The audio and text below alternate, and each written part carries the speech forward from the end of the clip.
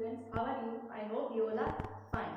Students, in our yesterday's class, we start our chemical properties of haloalkane and haloarine, and in that part we saw that nucleophilic substitution reaction. तो हमने discuss किया था जो nucleophilic substitution reaction है वो दो type के mechanism से होती है, SN1 mechanism and SN2 mechanism. और हमने SN1 स्टार्ट किया था और SN1 में देखा था कि वो प्रोसीड करता है 2 स्टेप्स में, ठीक है। एक तो formation of carbocation and attack of nucleophile. तो फॉर्मेशन ऑफ कार्बोकैटायन वाला जो स्टेप था वही हमारा रेट डिटर्मिनिंग स्टेप था, ठीक है। तो इट मींस जो SN1 रिएक्शन है वो उसका जो रेट है वो किस पे डिपेंड करेगा, only on concentration of alkyl halide. और इसीलिए हमने उसको क्या बोला था, यूनिमोलिक्यूलर रिएक्शन, एक ही मॉलिक्यूल है उसमें, ठीक है, एल्काइल हैलाइड। और ऑर्डर कौन से ऑर्डर किया, वो फर्स्ट ऑर्डर किया, ठीक है। ये सारा पार्ट हम अपने कल के लेक्चर में फिनिश कर चुके हैं। आज हम देखते हैं कि जो SN1 रिएक्शन है उनको कौन कौन से फैक्टर्स अफेक्ट करते हैं, कि किस फैक्टर में हम क्या चेंज लेके आएंगे तो rate of SN1 reaction increase करेगी या डिक्रीज करेगी। तो फर्स्ट फैक्टर है हमारा नेचर ऑफ एल्काइल हैलाइड। ये तो सभी को पता है जो आपका SN1 है उसका जो रेट है वो क्या है, इज इक्वल टू आप बोल सकते हो कि कंसंट्रेशन ऑफ Rx की पावर 1। और ये वाला जो स्टेप था, स्टेप नंबर 1 था जिसमें क्या था, फॉर्मेशन ऑफ कार्बोकैटायन था। इनडायरेक्ट बोल सकते हो नेचर ऑफ एल्काइल हैलाइड में क्या देखिएगा, स्टेबिलिटी ऑफ कार्बोकैटायन चेक करेंगे, स्टेबिलिटी ऑफ कार्बोकैटायन। जिस एल्काइल हैलाइड में X मतलब कोई भी हैलोजन या कोई भी लिविंग ग्रुप निकलने के बाद जो कार्बोकैटायन ज्यादा स्टेबल होगा वही वाली रिएक्शन क्या होगी, SN1 मैकेनिज्म के थ्रू प्रोसीड होगी, ठीक है। तो देखो हम लेते हैं पहले टर्शियरी एल्काइल हैलाइड, ठीक है, ठीक है, टर्शियरी एल्काइल हैलाइड। फिर हम क्या देखो टर्शियरी, सेकेंडरी और प्राइमरी को क्या करेंगे, कंपेयर करेंगे, ठीक है। ये आपका सेकेंडरी, यहाँ पे H आ गई, ये आपका लिखेंगे, ये आपका प्राइमरी और ये आपका मिथाइल, ठीक है। आपको पता है यहां से जब X निकलेगा तो यहाँ पे कौन सा कार्बोकैटायन बनेगा, टर्शियरी कार्बोकैटायन बनेगा। यहाँ से X निकलेगा तो ये कार्बन कौन सा बनेगा, सेकेंडरी कार्बोकैटायन। यहाँ से निकलेगा तो कौन सा बनेगा, प्राइमरी कार्बोकैटायन और वो मिथाइल कार्बोकैटायन।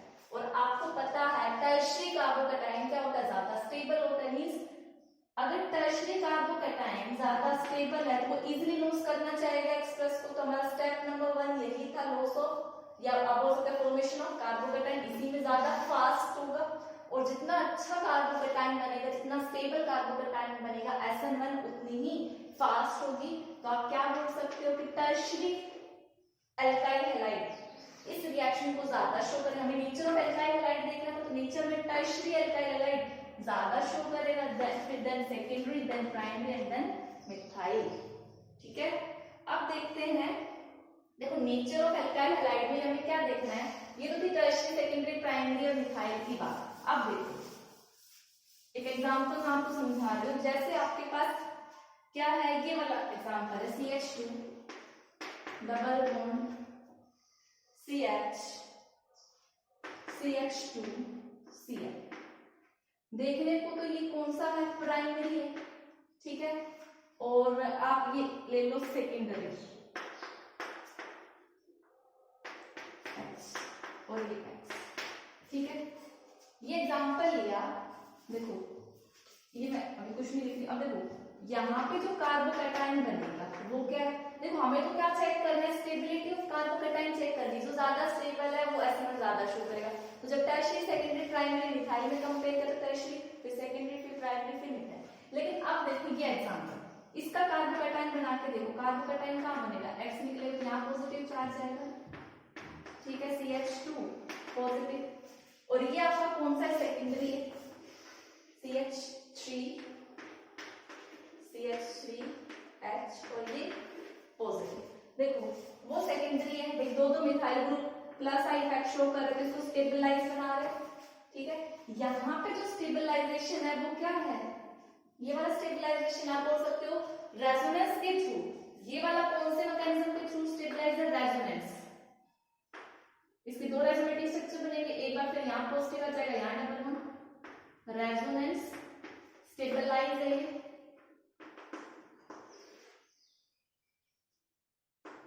ठीक है, तो देखो वहां पे आपका मिथाइल का प्लस आई इफेक्ट है, तो जो रेजोनेंस स्टेबलाइज होता है उसकी स्टेबिलिटी इस वाले से क्या होगी, ज्यादा होगी। ठीक है, दिखने में तो आपको दिखेगा ट्रायंगल, लेकिन ये वाला किसके थ्रू स्टेबलाइज है, यहाँ कंजुगेशन में है डबल बॉन्ड, तो ये रेजोनेंस स्टेबलाइज हो रहा है।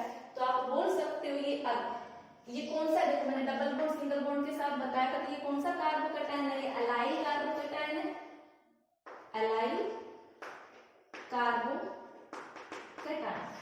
तो आप बोल सकते हो ये जो एलाइलिक कार्बोकैटायन बनेगा या जो एल्काइल हैलाइड है, ये ज्यादा अच्छा मतलब वो शो करेंगे SN1, मींस इनके लिए रेट ऑफ SN1 फास्ट होगी एज कंपेयर टू सेकेंडरी, लेकिन टर्शियरी से कम होगी। अगर मैं टर्शियरी एल्काइल हैलाइड की बात करूं तो टर्शियरी तो ज्यादा स्टेबल है ही, लेकिन फिर सेकेंडरी आता है, लेकिन सेकेंडरी से ज्यादा स्टेबल कौन सा है, आपका एलाइलिक वाला। ठीक है, तो आपको कुछ इन चीजों का ध्यान रखना है कि कौन सा कार्बोकैटायन किस मैकेनिज्म के थ्रू स्टेबलाइज हो रहा है, किसकी स्टेबिलिटी प्रॉपर्टी हम कंसीडर करेंगे, किसकी नहीं करेंगे। तो note down. Students next factor देखते हैं कि जो लीविंग ग्रुप है आपका, जो अल्काइल हैलाइड में कोई भी हो, जो लीविंग ग्रुप है वो कैसा होना चाहिए, उसका नेचर कैसा होना चाहिए, वो किस तरह का होगा, तो आपकी रेट ऑफ रिएक्शन फास्ट होगी या स्लो होगी। तो देखो हमारा स्टेप नंबर 1 जो था मैकेनिज्म में वो क्या था, फॉर्मेशन ऑफ कार्बोकैटायन। ठीक है, क्या था आपका, फॉर्मेशन ऑफ कार्बोकैटायन। अब कार्बोकैटायन कब बनेगा, जब निकलने वाला ग्रुप इजीली रिलीव करे, तो मींस आप क्या बोलोगे कि जो लीविंग ग्रुप है ये क्या करे, इजीली लीव करे। तो आप बोल सकते हो इजीली या लीविंग ग्रुप। लीविंग ग्रुप मतलब जो निकलने वाला ग्रुप है, लीविंग ग्रुप इजीली क्या हो जाए, निकल जाए, इजीली लीव।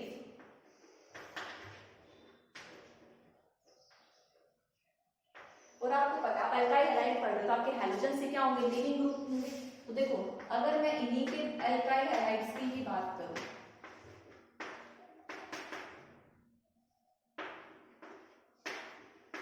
तो आपको पता था जब आप ऊपर से नीचे आ रहे हो तो हैलोजन का साइज क्या कर रहा है, इंक्रीज कर रहा है। तो ऊपर से नीचे बॉन्ड लेंथ क्या कर रही है, इंक्रीज कर रही है, बॉन्ड लेंथ इंक्रीज कर रही है, इसे दूर दूर चले गए तो ये बॉन्ड डिसोसिएशन एनर्जी क्या कर रही है, डिक्रीज कर रही है, मींस ये बॉन्ड इजीली क्या हो जाएगा, क्लीन हो जाएगा। ठीक है, और ये क्या रिलीज कर जाएगा, आई नेगेटिव रिलीज कर जाएगा। तो आपका बेस्ट जो लीविंग ग्रुप होगा वो कौन सा होगा, यहाँ से आई नेगेटिव, फिर कौन होगा, Br नेगेटिव, फिर Cl negative and then F negative.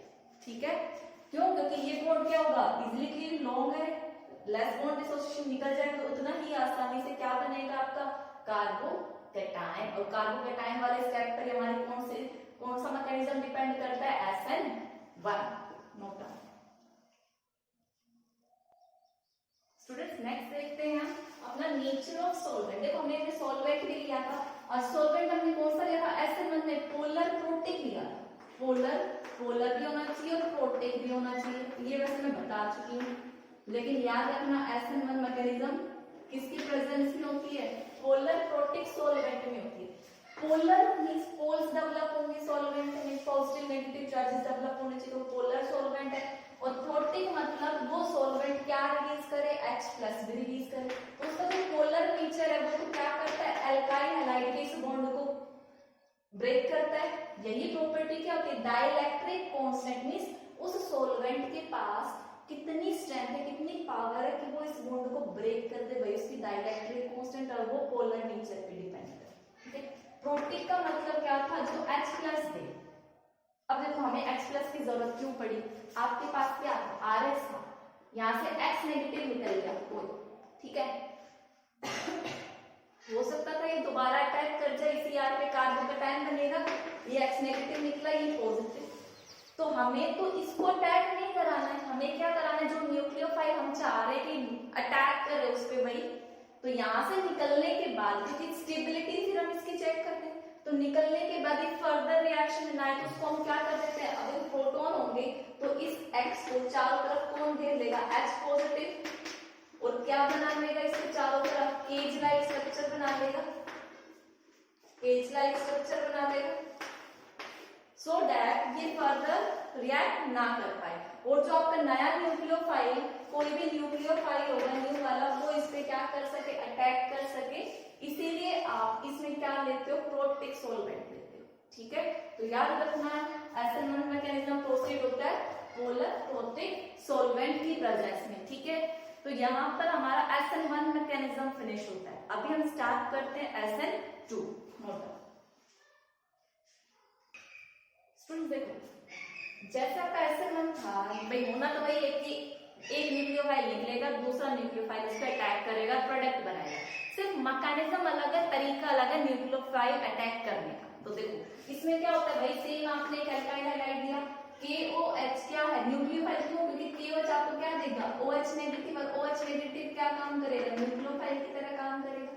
ठीक है, आप एक सॉल्वेंट की प्रेजेंस में कराओगे, लेकिन यहाँ पे जो आप सॉल्वेंट यूज करोगे वो कौन सा होगा, aprotic solvent, aprotic solvent means यहाँ पे प्रोटिक हमें नई चीज H+ रिलीज करते। देखो एसीटोन है, आपको पता है ऑक्सीजन पे डेल्टा नेगेटिव चार्ज, इस पे पॉजिटिव, तो प्रोटिक तो ये आपका क्या पोलर है, अब बोल सकते पोलर एप्रोटिक सॉल्वेंट प्रोटिक।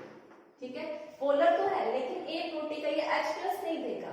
ठीक है, तो आपका वही OH X यहाँ से निकलेगा और वो OH इसकी जगह आएगा। अब देखो इसका मैकेनिज्म, भाई प्रोडक्ट तो बन गया, लेकिन SN2 की पहचान क्या है कि आपका न्यूक्लियोफाइल कौन से सॉल्वेंट की प्रेजेंस में अटैक करे, पोलर एप्रोटिक, और SN1 क्या था, पोलर प्रोटिक। इसका मैकेनिज्म थोड़ा सा अलग है, SN1 था पर 2 step mechanism, formation of carbocation and attack of nucleophile. यहाँ पर देखो क्या होता है, मैं इसी एग्जांपल को एक्सप्लेन कर रही हूँ। ये आपका CH3 X है, देखो इसका मैं डायग्राम बना रही हूँ, आपको पता है टेट्राहेड्रल अरेंजमेंट होगा, ये H और ये X मान लिया, मैं 3 डायमेंशनल रिप्रेजेंटेशन बना रही हूँ। ठीक है, ये दूसरा H और ये, ठीक है, ठीक है। अब देखो यहां से क्या होगा, X आपका निकलेगा, बॉन्ड टूटेगा, और यहाँ पीछे से OH क्या करेगा, ये OH क्या था, न्यूक्लियोफाइल था, भाई यहाँ से तो ये अटैक करेगा और यहाँ से ये निकलेगा। ठीक है, तो देखो एक मींस ये बॉन्ड थोड़ा थोड़ा वीक होगा और ये बॉन्ड यहाँ पे बनेगा, तो एक ट्रांजिशन स्टेट की फॉर्मेशन होगी, ये बॉन्ड क्लीव कर रहा है, ये आपके X, ठीक है, X, और यहाँ पे ये बॉन्ड क्या कर रहा है, फॉर्म कर रहा है OH। इसको हम क्या बोलेंगे, ट्रांजिशन स्टेट। ठीक है, इसकी जो आप टाइम पीरियड बोल सकते हैं, ज्यादा स्टेबल नहीं होता, 10⁻⁻⁶ होती है। अर्थात यहाँ से X क्या कर जाएगा, नेगेटिव निकल जाएगा, OH क्या कर गया, इस साइड से अटैच हो गया, और ये आपका H और ये आपका, देखो ये क्या है, सबसे पहली बात ये single step reaction, single step reaction, और यही क्या आपका रेट डिटरमाइनिंग स्टेप है। ये ट्रांजिशन स्टेट को आप कभी आइसोलेट नहीं कर सकते, do not isolate, do not isolate. Reaction में जस्ट मैंने आपको समझाने के लिए बताया कि एक ऐसे स्टेज में बनेगी, बट इसको आप मतलब एक्सट्रैक्ट नहीं कर सकते कि हम इसको दिखा सके। इसका देखो टाइम पीरियड भी कितना है, माइक्रोसेकंड्स में है। तो देखो इसमें न्यूक्लियोफाइल का निकलना, अब दूसरे मींस आप न्यूक्लियोफाइल नहीं बोलोगे, ये क्या है आपका लिविंग ग्रुप, लिविंग ग्रुप का निकलना, ये क्या है, न्यूक्लियोफाइल का अटैक होना एक साथ होता है। ठीक है, अब देखो न्यूक्लियोफाइल जिस साइड से निकलेगा उसी साइड से आपका सेम टाइम में क्या अटैक कर सकता है, नहीं कर सकता। भाई जिस साइड से जो निकल रहा है वो निकल गया होगा, जैसे SN1 में तो न्यूक्लियोफाइल निकल गया था। ठीक है, तो आपका जो आने वाला न्यूक्लियोफाइल है उसके पास 2 चांसेस थे कि वो उसी साइड से अटैक करे जिस साइड से न्यूक्लियोफाइल निकला था या उसके अपोजिट साइड से। इसीलिए हमारी दो स्टीरियोकेमिस्ट्री आई थी उसी में, इन्वर्जन और रिटेंशन। ठीक है, अब यहाँ पे न्यूक्लियोफाइल निकला नहीं है या निकलने का प्रोसेस और अटैक करने का प्रोसेस एक साथ हो रहा है, तो इट मींस देखो यही अगर रेट डिटरमिनिंग स्टेप है तो रिएक्टेंट में आपके लिए Rx भी है और आपका क्या है, न्यूक्लियोफाइल भी है। ठीक है, तो आप क्या बोल सकते हो कि इस रिएक्शन का रेट, देखिए मैं ऊपर वाले रिएक्शन एक बार इरेज कर दूं। ठीक है, तो आप क्या बोल सकते हो, इस रिएक्शन का जो रेट होगा उसमें देखो जो रेट डिटरमिनिंग स्टेप उसमें दोनों पे डिपेंड कर रहा है, दोनों रिएक्टेंट में, तो ये आपका Rx की कंसंट्रेशन पे भी डिपेंड करेगा और न्यूक्लियोफाइल की कंसंट्रेशन पे भी डिपेंड करेगा। दो है तो इसीलिए हम इसको क्या बोलते हैं, बायमोलिकुलर, और ये किस ऑर्डर की होती है, ये सेकंड ऑर्डर की रिएक्शन है। ठीक है, किस ऑर्डर की है, सेकंड ऑर्डर रिएक्शन। ठीक है, और आप इसको थोड़ा सा क्लीन करके लिखना, कैसे मत लिखना। ठीक है, तो ये था, दिस इज ऑल अबाउट। देखो इसी कॉन्फ़िगरेशन देखो मैच करो, x यहां से था, ठीक, उसकी वो क्या हो गई, रिवर्स हो गई, तो इसकी जो कॉन्फ़िगरेशन वो क्या हो गई है, इनवर्स हो गई है। तो यहाँ पे क्या हुआ, इन्वर्जन बोलते हैं इसको, जहां पे कॉन्फ़िगरेशन जहां से अटैक किया उसी साइड पे नहीं आया, कार्बन के चारों तरफ का जो अरेंजमेंट है, आप स्पेशली अरेंजमेंट बोल सकते हो, वो क्या हो गया, चेंज हो गया। ठीक है, तो देखो, तो यहाँ पे इसको हम क्या बोलेंगे, क्या हुआ है, इन्वर्जन, और इसी को हम क्या बोलते हैं, गोल्डन इन्वर्जन भी बोलते हैं। गोल्डन साइंटिस्ट ने एक्सप्लेन किया था, तो काफी बार एग्जाम में आता है व्हाट इज गोल्डन इन्वर्जन, तो आपको यही सारी चीजें एक्सप्लेन करनी है। ठीक है, नोट डाउन। स्टूडेंट्स, जो देखो अभी हमने एसएनएल में देखा, क्या क्या देखा, ये सारी चीजें हम देख चुके हैं। ये सिंगल स्टेप रिएक्शन होती है। ठीक है, एक ही स्टेप में होता है न्यूक्लियोफाइल का निकलना भी और लिविंग ग्रुप का निकलना भी और न्यूक्लियोफाइल का अटैक करना भी। ठीक है, और रेट न्यूक्लियोफाइल की कंसंट्रेशन और अल्काइल हैलाइड दोनों पे डिपेंड करते हैं, इसलिए कौन से ऑर्डर की है, सेकंड ऑर्डर की रिएक्शन है। और इसमें क्या आपने देखा ना, कार्बोकेटाइन बन रहा है, नहीं, यहाँ पे किसी भी कार्बोकेटाइन की फॉर्मेशन नहीं होती है। हाँ, आप ये बोल सकते हो यहाँ पे किसकी फॉर्मेशन होती है, ट्रांजिशन स्टेट की फॉर्मेशन होती है। उस ट्रांजिशन स्टेट को हम आइसोलेट भी नहीं कर सकते कि रिएक्शन में कभी बनी नहीं, जस्ट हमें कुछ टाइम पीरियड के लिए अज्यूम के ट्रांजिशन स्टेट की फॉर्मेशन हुई है। और यहाँ पे देखो एक साथ आपका, जैसे ये कार्बन था, हम देख रहे थे, ठीक है, ये ऐसे बैच वाला डायग्राम बनाया था मैंने, यहाँ पे आपका X था और यहाँ पे आपका न्यूक्लियोफाइल अटैक कर रहा था। तो देखो कार्बन ने ऑलरेडी 4 बॉन्ड बनाए, तो जो न्यूक्लियोफाइल अपने लोन पे जो डोनेट कर रहा है वो कहाँ कर रहा है, कार्बन के एंटी बॉन्डिंग पे डोनेट कर रहा है, क्योंकि वो खाली होते हैं। ठीक है, और इस रिएक्शन के लिए हमें सॉल्वेंट क्या चाहिए था, आपका कैसा चाहिए था, पोलर ए प्रोटीन। देखो पोलर नेचर तो क्या करेगा, Rx बॉन्ड को ब्रेक करने में हेल्प करेगा, और ए प्रोटीन सॉल्वेंट मतलब उसके पास कोई भी H+ नहीं है। अब देखो H+ नहीं है तो जो X निकलेगा उसके चारों तरफ से निकल, जब तक है उसके चारों तरफ कोई केज की फॉर्मेशन नहीं होगी। ठीक है, मतलब अभी भी किसके साथ है, कार्बन के साथ है। तो इसीलिए न्यूक्लियोफाइल को कहां से आना पड़ा, आपका बैक साइड से अटैक करना पड़ा। ठीक है, आई होप सभी को अब समझ में आ गया होगा कि न्यूक्लियोफाइल के पास सिर्फ एक ही पोजीशन थी अटैक करने की, ठीक जहां पर आपका लीविंग ग्रुप है उसके ठीक बैक साइड से, ताकि वो अटैक कर सके। इसीलिए हमने कैसा सॉल्वेंट लिया, एप्रोटिक सॉल्वेंट लिया। ठीक है, और एप्रोटिक सॉल्वेंट के अगर आप एग्जांपल देखो तो आप कौन कौन से ले सकते हो, आप DMF ले सकते हो, डाइमिथाइल फॉर्माइड, और DMS को ले सकते हो, डाइमिथाइल सल्फोक्साइड। ठीक है, अब देखो जो आपकी SN1 रिएक्शन थी वो कैसी थी, एक्सोथर्मिक थी, क्योंकि वहां पे बॉन्ड का क्या हुआ था, ब्रेक हुआ था, पुराने बॉन्ड टूटे थे, नए बॉन्ड की फॉर्मेशन हुई थी, और जो नए बॉन्ड बने थे वो स्टेबल बने थे, और जितना ज्यादा बॉन्ड स्टेबल बनेगा उतनी एनर्जी क्या होगी, रिलीज होगी। तो ये रिएक्शन भी क्या है, SN2 भी कैसी होती है, एक्सोथर्मिक रिएक्शन होती है। अब आपको पता है ऑलरेडी रिएक्शन हीट रिलीज कर दी है, तो क्या आप जो एटमोस्फेयर का एनवायरनमेंट है, जो आप हीट सप्लाई करो वो और करोगे, एक तो रिएक्शन हीट निकाल लिया और ऊपर से आपने और हीट सप्लाई कर दी, टेम्परेचर बढ़ा दिया, तो रिएक्शन फेवरेबल नहीं होगी, तो आपको कैसा टेम्परेचर मेंटेन करना पड़ेगा, लो टेम्परेचर मेंटेन करना पड़ेगा, ठीक है। और अगर इसकी स्टीरियोकेमिस्ट्री की बात करूं, स्टीरियो केमिस्ट्री मतलब कार्बन के चारों तरफ जो अरेंजमेंट था वो क्या हुआ, देखो यहाँ पे जैसा कार्बन की 4 वैलेंसी थी, न्यूक्लियोफाइल लीविंग ग्रुप जहां तो उसे ठीक अपोजिट साइड से आया, तो कार्बन की कॉन्फ़िगरेशन क्या हो गई, एकदम इनवर्स हो गई, चारों तरफ चेंज हो गया, तो यहाँ पे क्या होता है, inversion takes place, inversion of configuration होता है, ठीक है। और आपने ऐसे में क्या देखा था, रिटेंशन भी था, इन्वर्जन भी था, वो बात अलग है कि रिटेंशन ज्यादा है या इन्वर्जन ज्यादा है, लेकिन दोनों पॉसिबल होते हैं SN1 में, SN2 में सिर्फ एक ही चांस है इन्वर्जन होने का, ठीक है।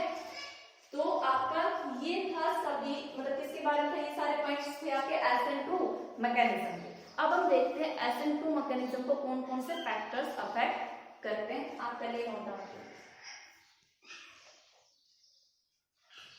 तो स्टूडेंट्स देखो, सबसे पहले हम देखते हैं SN2 में नेचर ऑफ एल्काइल हैलाइड कैसा होना चाहिए, ठीक है। देखो एक बात से आप समझ लो, देखो अगर मैंने टर्शियरी एल्काइल हैलाइड लिया, ठीक है, यहाँ पे आपका X है, ठीक है, समझने के लिए बताइए, पहले आप समझो, न्यूक्लियोफाइल को अटैक करना है, ठीक है, या देखो मैं वही बैच वाला डायग्राम बनाती हूँ, ठीक है, ताकि आपको समझ में आए। एक CH3 इधर है, एक CH3 इधर है, ये आपका कार्बन, ये आपका इधर leaving group CH3 and CH3, ठीक है, ये अबाउट द प्लेन, ये बिलो द प्लेन, ये ऑन द प्लेन, दोनों, ठीक है। तो ऑलरेडी ये क्या है, देखो CH3 बल्कियर ग्रुप है, ठीक है, ये आपको थोड़ा दूर दूर दिख रहा है, वैसे पास में होंगे तो देखो ये बड़े बड़े होंगे ग्रुप, ठीक है। और यहां से किसको अटैक करना है, न्यूक्लियोफाइल को अटैक करना है, ठीक है। अब देखो अगर ये बल्कियर ग्रुप होंगे चारों तरफ, यहाँ से तो X को निकलना है, यहाँ से अटैक करना है, जब इस कार्बन के पास इतने बड़े बड़े ग्रुप है तो क्या पीछे से अटैक हो पाएगा, नहीं हो पाएगा।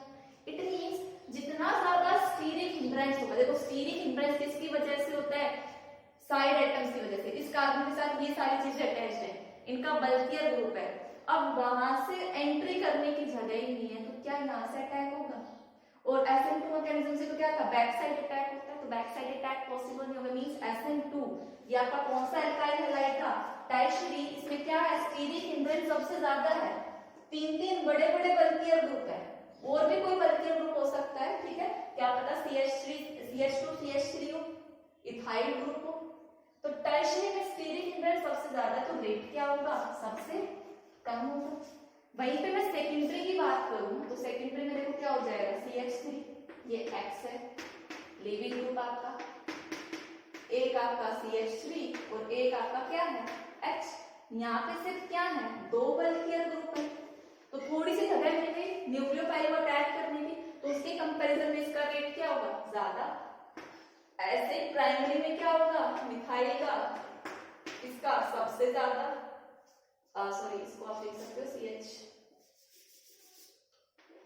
Carbon CH3 X H H, और मिथाइल में सबसे ज्यादा CH3 X, ये आपका मिथाइल, ये आपका प्राइमरी, ये सेकेंडरी और ये टर्शियरी। अगर इसका रेट का ऑर्डर देखा जाए तो SN1 के ठीक है अपोजिट, SN1 किसमें सबसे ज्यादा होती है, टर्शियरी, फिर सेकेंडरी, फिर प्राइमरी, या फिर सबसे कम मिथाइल, और SN2 सबसे ज्यादा किसमें होती है, methyl, then primary, then secondary, और सबसे कम टर्शियरी, ठीक है।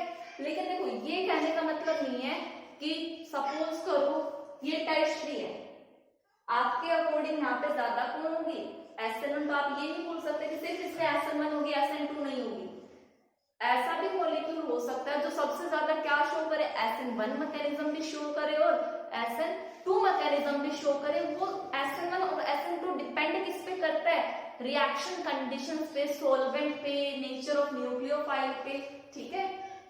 तो पहले आप ये वाला पॉइंट नोट करो।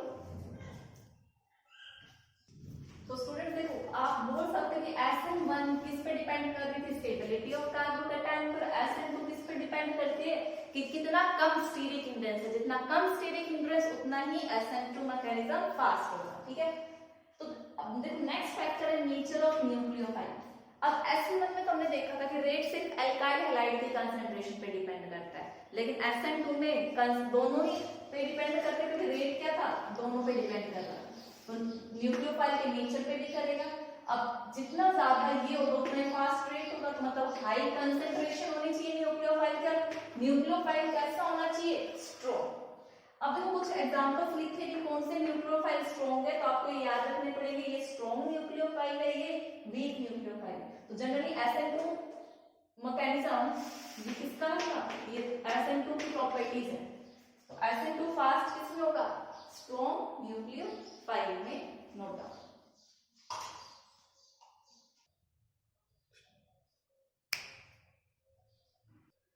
स्टूडेंट्स अब हम देखते हैं SN1 और SN2 पे क्वेश्चंस किस तरीके से पूछे जा सकते हैं। ये जो पॉइंट है ये वैसे एग्जाम पॉइंट ऑफ व्यू से, ये sorry competitive exam point of view से काफी इंपॉर्टेंट है। आपने देखा होगा क्वेश्चंस ऐसे आते हैं, रिएक्टेंट लिखा होता है, कंडीशन लिखी होती है, आपको प्रोडक्ट बनाना होता है। आपसे डायरेक्ट ये नहीं कहेगा कि आपको SN2 बताना है, SN1 बताना है, आपको खुद देखना है कि आपको गिवन क्या है। देखो एल्काइल हैलाइड गिवन है और ये कार्बन है, 3 वैलेंसी तो ये होगी, एक इसके साथ क्या होगा, हाइड्रोजन होगा, वो शो नहीं किया गया है, ठीक है। तो देखो ये आपका क्या है, सेकेंडरी है। तो आपको ये देखना है, खुद चेक करना है कंडीशन के बेसिस पे कि ये SN1 मैकेनिज्म फॉलो करेगा या SN2। और SN1 में पता है आपको, SN1 में तो रिटेंशन भी होता है, इन्वर्जन भी होता है, SN2 में इन्वर्जन नहीं होगा, ठीक है। तो देखो आप पहले ये देखो, चलो इससे समझ आ जाएगा। देखो KCN क्या रिलीज करेगा, K पॉजिटिव और CN नेगेटिव। अभी SN2 में जस्ट मैंने आपको समझाया है, CN कैसा न्यूक्लियोफाइल है, स्ट्रॉन्ग न्यूक्लियोफाइल है, स्ट्रॉन्ग न्यूक्लियोफाइल। और DMF कैसा सॉल्वेंट है, पोलर है और एप्रोटिक है। जब ये कंडीशन है तो यहाँ से क्या प्रूव हो जाता है कि ये रिएक्शन कौन से मैकेनिज्म से होगी, नीचे वाली SN2 मैकेनिज्म से होगी। और SN2 में क्या होता है, इन्वर्जन। मींस देखो यहाँ पे लीविंग ग्रुप कौन है, Cl नेगेटिव। ये देखो मैंने सॉलिड लाइन से दिखाया, मतलब ये अबाव द प्लेन है। तो अटैक करने वाला न्यूक्लियोफाइल कहां से अटैक करेगा, बिलो द प्लेन। तो देखो न्यूक्लियोफाइल का क्या है, CN, तो मेरा प्रोडक्ट क्या बनेगा, CH3। ये अबाव द प्लेन था, तो मैंने डैश से क्या दिखा दिया, बिलो द प्लेन। और यहाँ पे क्या आ जाएगा आपका, CN न्यूक्लियोफाइल है, तो क्या आ जाएगा, CN, ठीक है। अब देखो ऊपर वाले में मैंने वाटर लिखा है, वाटर क्या है, सॉल्वेंट भी मैंने बताया था, वाटर में OH अटैक करेगा न्यूक्लियोफाइल, या वाटर अटैक करेगा, अल्टीमेटली आपका OH लगता है, हाइड्रोलिसिस होता है। और ये वाटर कैसा सॉल्वेंट है, पोलर प्रोटिक है, पोलर प्रोटिक। मींस ये कौन सा मैकेनिज्म से होगी आपकी, SN1। और SN1 से होगी, मैं नीचे वाली रिएक्शन अब रब कर रही हूं, ठीक है। अगर SN1 होगी तो कौन कौन से प्रोडक्ट बनेंगे, दोनों बनेंगे। ये CH3 देखो आपका यहाँ क्या आएगा, क्या तो इन्वर्जन हो सकता है या फिर रिटेंशन हो सकता है। OH CH3 ये क्या, ये कौन सा बनाया मैंने, इन्वर्जन। और ये क्या आपका रिटेंशन, ठीक है। तो SN1 में आपका इन्वर्जन भी होता है, रिटेंशन भी होता है। तो रिएक्शन आएगा, आप दोनों प्रोडक्ट लिखोगे, SN2 तो आप एक ही प्रोडक्ट लिखोगे, कौन से वाला, इन्वर्जन का। देखो सिमिलरली ये है, लिविंग ग्रुप आपका ये है, DMF आपका कैसा है, पोलर एप्रोटिक है। और यहाँ से जो न्यूक्लियोफाइल रिलीज होगा वो क्या होगा, OPH नेगेटिव, जो मैंने अभी आपको स्ट्रॉन्ग न्यूक्लियोफाइल में लिखा। इट मींस ये वाला जो पार्ट है कौन से मैकेनिज्म से होगा, SN2 से होगा, SN2 से होगा। ये अगर अबाव द प्लेन है तो ये वाला जो न्यूक्लियोफाइल है ये कहाँ आएगा, बिलो द प्लेन आएगा। तो ऊपर वाले का प्रोडक्ट क्या बनेगा, CH2, और ये बिलो द प्लेन क्या आएगा आपका, OPH, ठीक है। अगर आप वाटर अटैक कर रहा है तो ये पोलर प्रोटिक सॉल्वेंट है, न्यूक्लियोफाइल यहाँ पे OH नेगेटिव होगा, अटैक करेगा, तो ये आपका CH2 और आपके दोनों प्रोडक्ट बनेंगे, ये सेम साइड में OH आके अटैक किया तो आपका क्या हुआ, रिटेंशन, और ये आपका क्या हुआ, CH2 below the way inversion। I hope अब सबको समझ आ गया होगा कि SN2 से और SN1 से क्वेश्चन किस तरीके से पूछे जा सकते हैं, ठीक है। वैसे तो जो मैंने पॉइंट्स लिखवाए हैं, देखो बोर्ड क्लासेस में तो वो थियोरेटिकल पार्ट ज्यादा पूछता है, बहुत रेयर केसेस है कि आपको रिएक्शन के थ्रू SN1 SN2 पूछे, लेकिन कॉम्पिटिटिव एग्जाम्स में इसी टाइप के क्वेश्चंस पूछे जाते हैं, ठीक है, नोट डाउन। तो स्टूडेंट्स हम यहाँ पे अपना SN1 रिएक्शन कंप्लीट कर चुके हैं और SN2 न्यूक्लियोफिलिक सब्स्टिट्यूशन रिएक्शन में दो मैकेनिज्म थे, ठीक है। और कल की क्लास में हम क्या देखेंगे कि कुछ बेसिक डेफिनेशन देखेंगे ऑप्टिकल एक्टिविटी से रिलेटेड वगैरह, ठीक है। और उसके बाद हम क्या करेंगे, न्यूक्लियोफिलिक सब्स्टिट्यूशन रिएक्शन जो आपकी थी उसके एग्जांपल्स देखेंगे, कौन कौन से न्यूक्लियोफाइल कैसे अटैक करेंगे, क्या करेंगे, ठीक है। यहाँ पे तो जस्ट हमने मैकेनिज्म पढ़ा है, इसके बाद हम रिएक्शंस देखेंगे कि किस में क्या प्रोडक्ट बनेगा, ठीक है। So that's all for today's class. Thank you and have a nice day.